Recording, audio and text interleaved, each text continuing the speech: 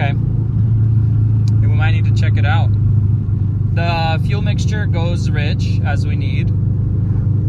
We hit how many pounds of boost? I'll tell you. 14. But then it breaks up, like you said, and it knocks a bit. I don't know how quick coil packs go out. But what we can do is I can see if I can monitor your cylinders individually and see if there's any roughness. These older cars, they don't provide that monitor for cylinder 1 through 4.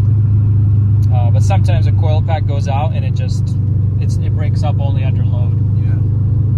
So we can go left. Everything else looks fine.